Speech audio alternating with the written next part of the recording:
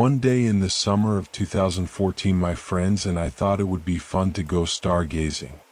There wasn't a cloud in the sky, and the forecast indicated that it would be a clear night with low humidity.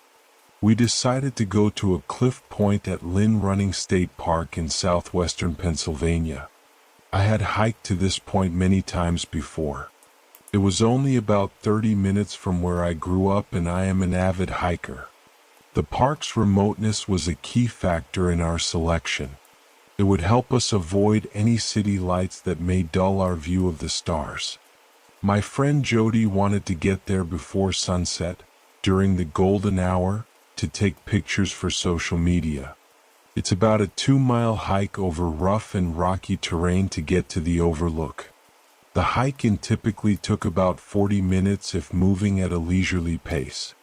Sunset was at 8:45, so we were aiming to get there before 8 and stay until midnight. When we arrived to the gravel parking lot at the head of the trail, there was only one car there. There were several people standing around the car, and they seemed to be packing up. This was exciting to us because it meant we would have the overlook to ourselves. We set off into the woods with our water bottles and blankets, excited for the celestial show that was to play out before us. The hiking was easy for me. I had walked this trail many times, and it was just as I remembered. It wasn't as easy for Cassie and Jody because they weren't experienced hikers. As I've said before, the trail is very rocky and covered in thick roots that sprawl across steep hillsides. This didn't stop us from having fun, though. We moved at a slow pace, taking pictures and laughing along the way. At a certain point on this trail, you lose all cell service. This upset Jody because she wouldn't be able to post pictures in real time. Since we were taking our time, the hike took a bit longer than expected. We picked up the pace when we realized it was starting to get dark. Finally, we made it to the end of the trail. We had to jump over a few crevices to get to the flat rock that overlooked the valley. Much to our dismay, when we arrived, there was a man just crouching over the ledge, looking down into the valley. I first noticed a large knife that he had clipped to his belt. Upon closer inspection, it wasn't a knife, but a machete. This struck me as odd. The trail is well maintained and clear of anything that would require such a tool. We had no intention of interacting with this man and just wanted to keep to ourselves. He was wearing a dirty baseball cap, cut-off t-shirt, tattered blue jeans, and brown boots. There was a plastic water bottle tucked in his back pocket that was filled with brown liquid. When he stood up, we could see he was well over 6 foot tall. It looked like he was older than us, but by no means an old man. He was maybe in his 30s and had patchy facial hair. Then he came over to us and initiated conversation. That's when we all began to feel very uncomfortable. It was apparent that he was intoxicated because his speech was slurred. Then he started talking about death in roundabout ways. He asked if we knew how many people had died falling from this cliff, stating that a lot of teenagers who come up here to drink end up falling to their deaths. This was true. One of our classmates had fallen off this very ledge a few years back. Then he went on about how dangerous it is to be out here in the dark, that coyotes were known to live in the caves below. He alluded to never knowing who might be out here lurking in the dark. We all caught the same creepy vibe from this guy and started to leave. Not in a hurry, though. We didn't want to offend him or make it obvious that we were creeped out by him.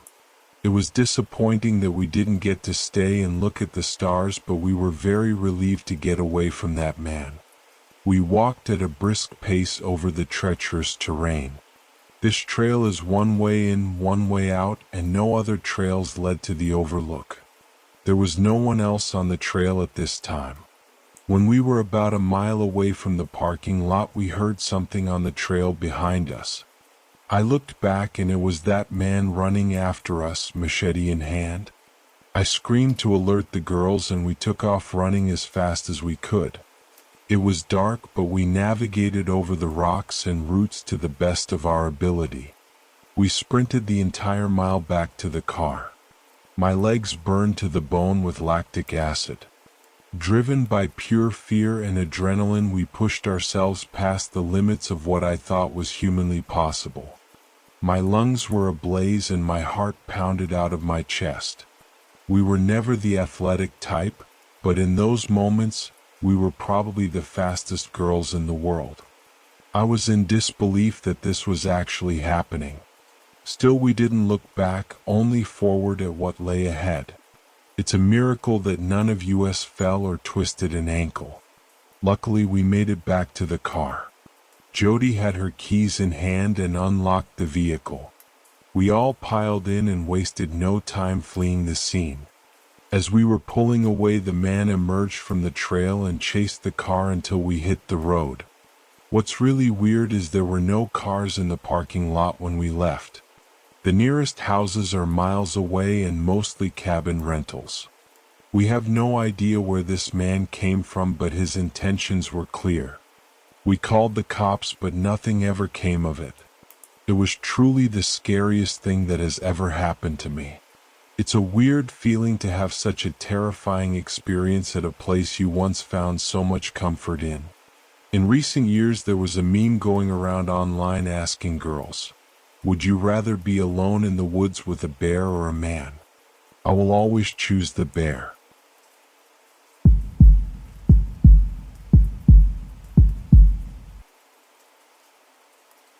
When I was a kid, I would normally see things out of the corner of my eye. I always knew I was sensitive to things like ghosts and the paranormal since I am Hispanic and our culture includes a lot of mythology. I'm 18 now and still experience and feel things. When I was about 5 to 7 years old, I experienced a sleep paralysis episode. This resulted in a Mickey Mouse toy I had standing up and cracking like it had bones. Honestly, my heart dropped and I realized I couldn't move my body. I could just watch. He turned around and stared at me. He grinned and it was just like the Mickey Mouse movie that just came out recently in the past few years. When it did come out, my heart dropped again like it had the night I had sleep paralysis. So you can imagine just what I was seeing in my paralysis. His grin had his face turning red and the aura around him was a dark cloud with red specks in it.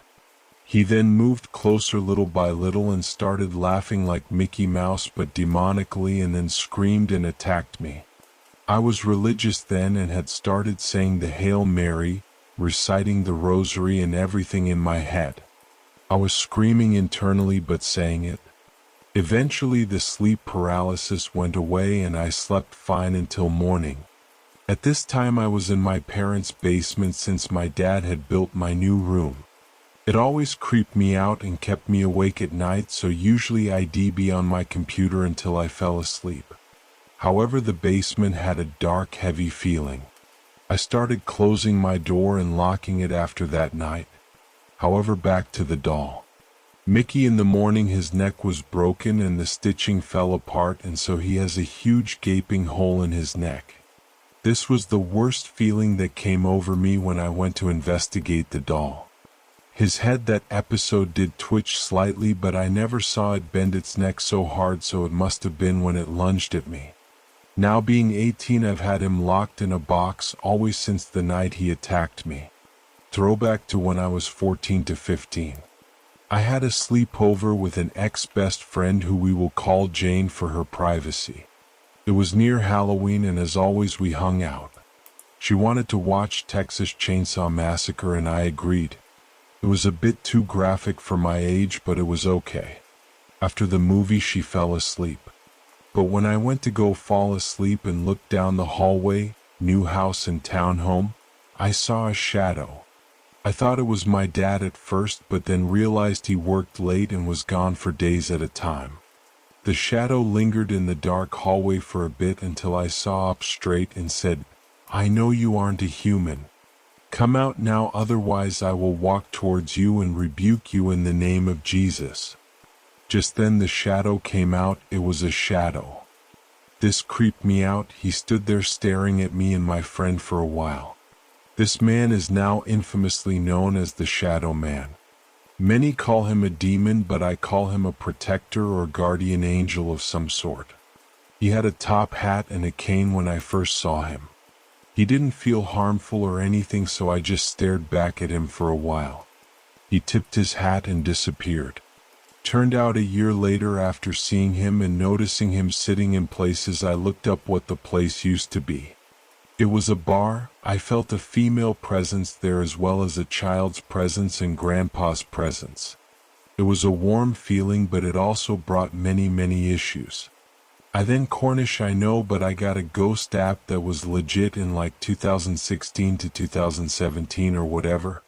We talked with these ghosts, my ex-best friend and I, and it turns out the bar burnt down. However, the kid had gone to get his mom and grandpa because something happened at home, and then suddenly the bar caught fire and engulfed them.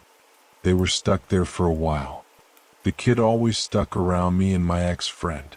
He loved running up and down the stairs whenever people walked up them. He was more attached to me though, and I have seen glimpses of him before I moved. He was short, and just like any average boy in the 1960s, his childlike presence made me become oddly motherly and set out toys for him. Since then I've always wanted to be a mother, but now that I know he's stuck in that place forever, it makes me sad.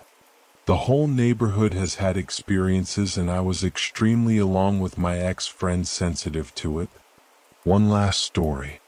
The day before Halloween, me and a friend went out to go to the park and hang out. However, when we left, we felt followed.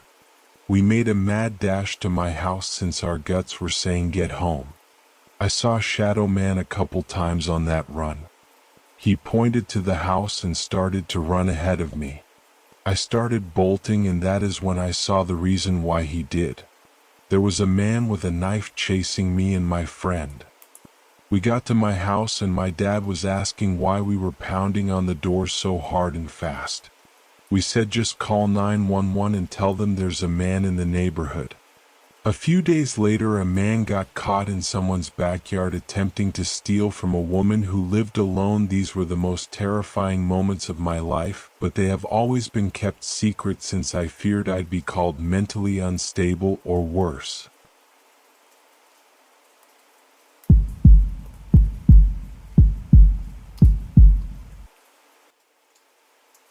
I work on cargo ships. Long hauls across the empty stretches of ocean is usually monotonous, the endless blue, the thrum of the engines, the routine. But this last trip was different. It started about 10 days out from port, somewhere in the Pacific. I was on a late watch, just me and the stars and the hiss of the bow cutting through the water. That's when I first saw it. A disturbance in the dark water off the port side, too large to be dolphins, too deliberate for a random wave. Then a plume of mist shot up, illuminated briefly by the deck lights. A whale. Not unheard of, but this one was big. Really big. And it was close. The next morning it was still there, keeping pace with us. A few of the other guys spotted it. Our bosun, a weathered old hand on the sea, squinted at it through his binoculars. Humpback by the looks of it, he grunted. Big fella. Lost his pod, maybe. But there was something off about it. It wasn't just its size, though it was easily one of the largest I'd ever seen, rivaling the length of some of our smaller tenders. It was its back. It was a roadmap of scars. Not just the usual nicks and scrapes you see from barnacles or minor tussles. These were huge, gouged-out marks, some pale and old, others a more recent, angry pink. Long, tearing slashes and circular, crater-like depressions. It looked like it had been through a war. And it was alone. Whales, especially humpbacks, are often social. This one was a solitary giant, a scarred sentinel in the vast, empty ocean. And it was following us. Not just swimming in the same general direction, but actively shadowing our ship. If we adjusted course, it adjusted too, maintaining its position a few hundred yards off our port side. This went on for the rest of the day. Some of the crew found it a novelty, a bit of wildlife to break the tedium. I just found it unsettling. There was an intelligence in the way it moved, in the occasional roll that brought a massive dark eye to the surface, seemingly looking right at us. The second day was the same. The whale was our constant companion. The novelty had worn off for most. Now it was just there. A silent, scarred presence. I spent a lot of my off hours watching it. There was a weird sort of gravity to it. I couldn't shake the feeling that its presence meant something, though I couldn't imagine what. The scars on its back fascinated and repulsed me. What could do that to something so immense? A propeller from a massive ship? An orca attack, but on a scale I'd never heard of? Then, late on the second day of its appearance, something else happened. Our ship started to lose speed. Not drastically at first, just a subtle change in the engine's rhythm, a slight decrease in the vibration underfoot. The chief engineer, a perpetually stressed man, was down in the engine room for hours. Word came up that there was some kind of issue with one of the propeller shafts, or maybe a fuel line clog. Nothing critical, they said, but we'd be running at reduced speed for a while, at least until they could isolate the problem. That's when the whale's behavior changed. It was dusk. The ocean was turning that deep, bruised purple it gets before full night. I was leaning on the rail, watching it. The ship was noticeably slower now, the wake less pronounced. Suddenly, the whale surged forward, closing the distance between us with alarming speed. It dove, then resurfaced right beside the hull, maybe 20 yards out. And then it hit us. The sound was like a muffled explosion, a deep, resonant thump that vibrated through the entire vessel. Metal groaned. I stumbled, grabbing the rail. On the bridge, I heard someone shout. The whale surfaced again, its scarred back glistening, and then, with a deliberate, powerful thrust of its tail, it slammed its massive body into our hull again. Thump. This time, alarms started blaring. "What in the hell?" someone yelled from the deck below. The captain was on the wing of the bridge, her voice cutting through the sudden chaos. "All hands report." What was that? The whale hit us a third time. This wasn't a curious nudge. This was an attack. It was ramming us. The impacts were heavy enough to make you think it could actually breach the hull if it hit a weak spot. Panic started to set in. A creature that size, actively hostile. We were a steel ship, sure, but the ocean is a big place, and out here you're very much on your own. A few of the guys, deckhands mostly, grabbed gaff hooks and whatever heavy tools they could find, rushing to the side, yelling, trying to scare it off. The bosun appeared with a flare gun, firing a bright red star over its head. The whale just ignored it, preparing for another run. "Get the rifles," someone shouted. I think it was the second mate. "We need to drive it off." I felt a cold knot in my stomach. Shooting it? A whale? It felt monstrously wrong, but it was also ramming a multi-ton steel vessel, and that was just insane. It could cripple us, or worse, damage itself fatally on our hull. Before anyone could get a clear shot, as a group of crew members gathered with rifles on the deck, the whale suddenly dove. It vanished into the darkening water as if it had never been there. The immediate assumption was that the show of force, the men lining the rail, had scared it off. We waited, tense, for a long 5 minutes. Nothing. The ship continued its slow, laborious crawl through the water. The captain ordered damage assessments. Miraculously, apart from some scraped paint and a few dented plates above the waterline, our ship seemed okay. But the mood was grim. What if it came back? Why would a whale do that? Rabies? Some weird sickness? "It's the slowdown," the veteran sailor said, his voice low as he stood beside me later, staring out at the black water. "Animals can sense weakness. Ship's wounded, moving slow. Maybe it thinks we're easy prey or dying." "Prey?" I asked. "It's a baleen whale, isn't it? It eats krill." The veteran sailor just shrugged, his weathered face unreadable in the dim deck lights. Nature's a strange thing, kid. Out here, anything's possible. The engine problems persisted. We were making maybe half our usual speed.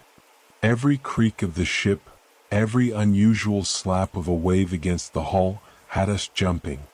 The whale didn't reappear for the rest of the night, or so we thought. My watch came around again in the dead of night, the hours between 2 and 4 a.m. The deck was mostly deserted.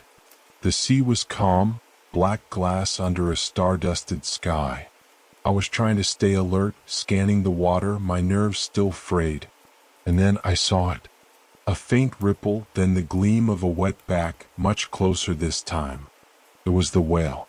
It had returned, but only when the deck was quiet, when I was, for all intents and purposes, alone. My heart hammered. I reached for my radio, ready to call it in. But then it did something that made me pause. It didn't charge. It just swam parallel to us, very close, its massive body a dark shadow in the water. It let out a long, low moan, a sound that seemed to vibrate in my bones more than I heard it with my ears. It was an incredibly mournful, almost pained sound.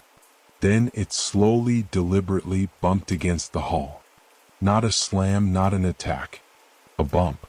Like a colossal cat rubbing against your leg. Thump. Then another. Thump.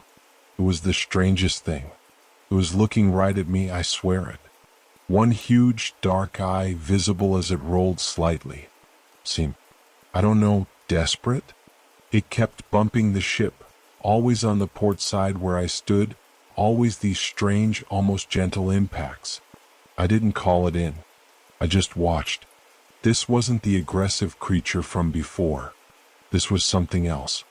It continued this for nearly an hour. The moment I saw another crew member, a sleepy-looking engineer on his way to the galley, emerge onto the deck further aft, the whale sank silently beneath the waves and was gone. It was as if it only wanted me to see it, to witness this bizarre, pleading behavior. The next day, the engineers were still wrestling with the engines. We were still slow. And the whale kept up its strange pattern. During the day, if a crowd was on deck, it stayed away, or if it did approach and men rushed to the rails with shouts or weapons, it would dive and disappear. But if I was alone on deck, or if it was just me and maybe one other person who wasn't paying attention to the water, it would come close. It would start the bumping. Not hard, not damaging, but persistent. Thump, thump, thump. It was eerie. It felt like it was trying to communicate something. The other crew were mostly convinced it was mad, or that the ship's vibrations, altered by the engine trouble, were agitating it. The talk of shooting it became more serious. The captain was hesitant, thankfully. International maritime laws about protected species, but also, I think, a sailor's reluctance to harm such a creature unless absolutely necessary. Still, rifles were kept ready. I started to feel a strange connection to it. Those scars, that mournful sound it made when it was just me. It didn't feel like aggression. It felt like a warning. Or a plea. But for what? I'd stare at its scarred back and wonder again what could inflict such wounds. The gashes looked like they were made by something with immense claws, or teeth that weren't like a shark's. The circular marks were even weirder, almost like suction cups, but grotesquely large and with torn edges. The morning it all ended, I was on the dawn watch. The sky was just beginning to lighten in the east, a pale, gray smear. The sea was flat, oily. We were still crawling. The whale was there, off the port side as usual. It had been quiet for the last few hours, just keeping pace. I felt a profound weariness. 3 days of this. 3 days of the ship being crippled, 3 days of this scarred giant shadowing us, its intentions a terrifying enigma. I remember sipping lukewarm coffee, staring out at the horizon when I saw the whale react. It suddenly arched its back, its massive tail lifting high out of the water before it brought it down with a tremendous slap. The sound cracked across the quiet morning like a gunshot. Then it dove, a panicked, desperate dive, not the slow, deliberate submergence I was used to. It went straight down, leaving a swirling vortex on the surface. "What the hell now?" I muttered, gripping the rail. My eyes scanned the water where it had disappeared. And then I saw it. Further back, maybe half a mile behind us, something else was on the surface. At first, it was just a disturbance, a dark shape in the gray water. But it was moving fast, incredibly fast, closing the distance to where the whale had been. It wasn't a ship. It wasn't any whale I'd ever seen. As it got closer, still mostly submerged, I could see its back. It was long, dark, and glistening, but it wasn't smooth like a whale's. It had ridges and things sticking out of it, two of them on either side of its spine, arcing up and then back. They weren't fins. Not like a shark's dorsal fin or a whale's flippers. They looked like wings. Leathery, membranous wings like a bat's, but colossal, and with no feathers, just bare, dark flesh stretched over a bony framework. They weren't flapping. They were held semi-furled against its back, cutting through the water like grotesque sails. The thing was slicing through the ocean at a speed that made our struggling cargo ship look stationary. A cold dread, so absolute it was almost paralyzing, seized me. This was what the whale was running from. This was the source of its scars. The winged thing reached the spot where our whale had dived. It didn't slow.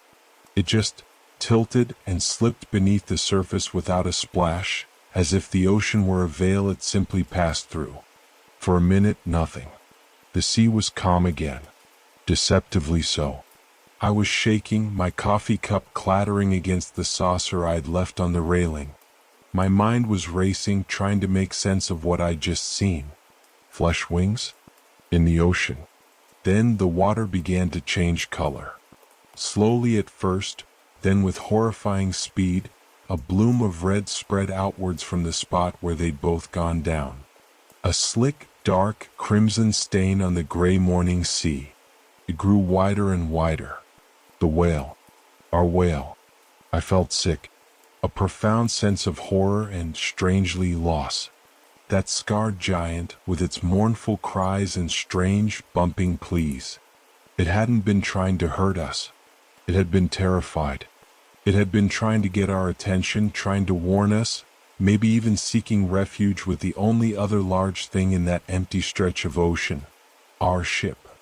And when we slowed down, when we became vulnerable, it must have known we were drawing its hunter closer. Or maybe it was trying to get us to move faster, to escape. The slamming, it was desperate. The blood slick was vast now, a hideous smear on the calm water. I wanted to look away, but I couldn't. My crewmates were starting to stir, a few coming out on deck, drawn by the dawn. I heard someone ask, "What's that? Oil spill?" I didn't answer. I couldn't. I was still staring at the bloody water, a good quarter-mile astern now as we slowly pulled away. And then, something broke the surface in the middle of it. It rose slowly, terribly.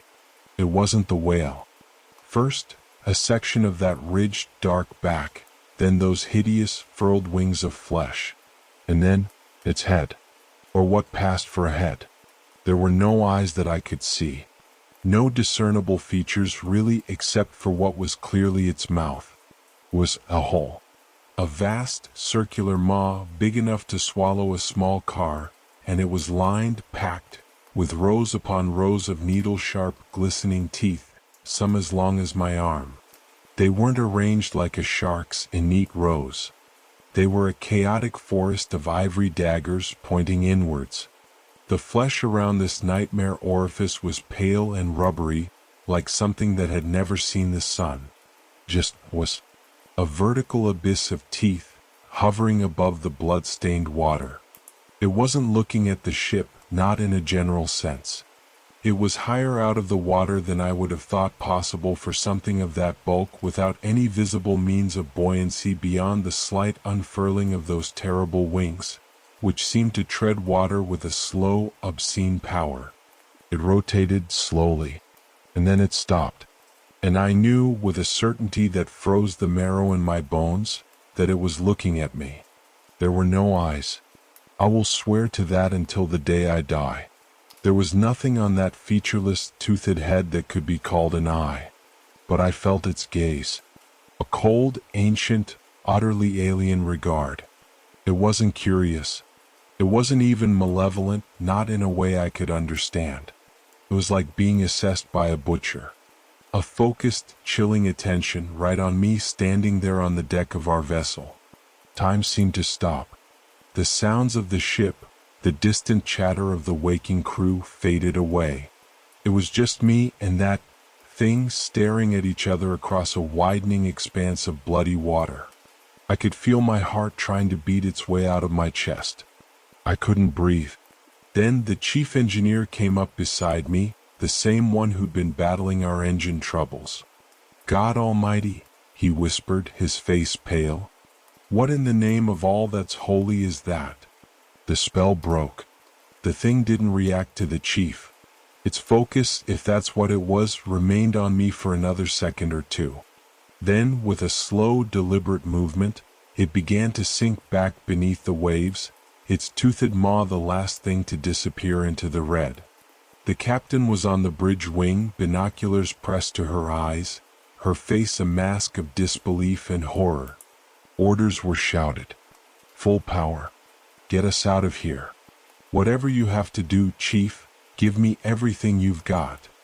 Suddenly, the engine problem that had plagued us for days seemed less important. Miraculously, or perhaps spurred by the sheer terror of what we'd just witnessed, the engines roared to life, the ship shuddering as it picked up speed, faster than it had moved in days. No one spoke for a long time. We just stared back at the bloody patch of water shrinking in our wake. The silence was heavier than any storm. The realization hit me fully then like a physical blow. The wail. The scars. The way it only approached when I was alone, bumping the hull, moaning. It wasn't trying to hurt us. It was running. It was terrified. It was trying to tell us, trying to warn us. Maybe it even thought our large metal ship could offer some protection, or that we could help it. When we slowed down, we became a liability, a slow-moving target that might attract its pursuer. Its frantic slamming against the hull when the ship first slowed, it was trying to get us to move, to escape the fate it knew was coming for it. And it had singled me out for some reason. Maybe I was just the one on watch most often when it was desperate. Maybe it sensed. I don't know. I don't want to know. The rest of the voyage was a blur of hushed conversations, wide eyes, and constant, fearful glances at the ocean. We reported an unidentified aggressive marine phenomenon and the loss of a whale, but how do you even begin to describe what we saw? Who would believe it? The official log was sanitized. We made it to port. I signed off the ship as soon as we docked. I haven't been back to sea since. I don't think I ever can.